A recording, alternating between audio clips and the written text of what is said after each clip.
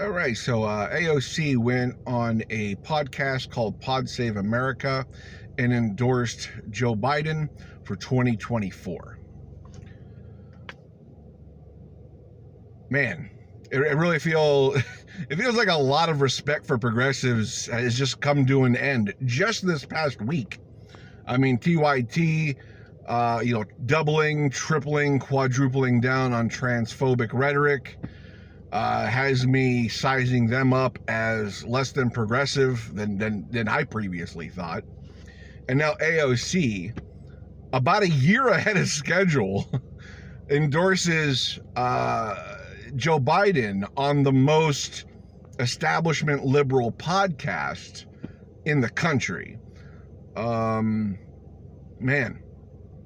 I'm just bummed out this week to see so-called allies just disappoint me in so many ways. But man, I had so much hope for AOC to be something more. But I always gave her the benefit of the doubt. No matter who was criticizing her on the left, I was always like, okay, guys, she'll pull through. She's making missteps here and there. We're not perfect. She's not perfect. She's gonna make mistakes. She's young, and she has a lot to learn. Okay, I've been that kind of guy with AOC up until this point. Now it just feels like this person has let us know who she is finally, where she's not even gonna wait for the primary to heat up. She's not going to wait for any primary candidates to enter the race who might be more progressive, like a Bernie Sanders style candidate, which Marianne Williamson is already in there, and I believe she's more aligned with AOC than AOC will give credit to. But she's not leaving anything to the imagination here. When you endorse Joe Biden a year ahead of schedule, you're already saying, I'm with the establishment. And AOC had this great potential to be subversive inside the establishment and to, fight for progressive values and ideas, potentially on a broader scale outside of New York. That just seems to be done. Like to me, she's one of them now, officially one of them. She may have already been one of them, but right now, as far as I'm concerned, she is pure establishment through and through. If she's already endorsing Joe Biden a year ahead of the primary. So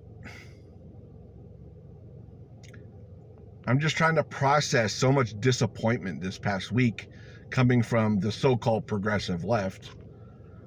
And it's just like, wow. You think you have allies. You think you have people on your side. And you find out you don't. And once again, and I mean, there's still some good to this. It lets me know where I'm at with them. So I always like to know where I'm at with people. I like to know where people stand. And when they tell me who they are, I will listen. And TYT has told me who they are. Alexandria Ocasio-Cortez has told us who she is. And we need to listen to these people. Okay? Critique them, yes, but accept them for the positions they're taking, and we can move on. Because with friends like these, remember that from the Big Lebowski, friends like these, it's just disappointing. And we need allies. We need real progressive fighters.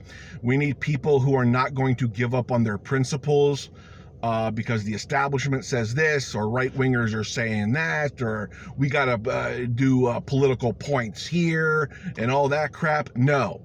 We need people to stand up strong for progressive values, not for people to falter on them. Okay?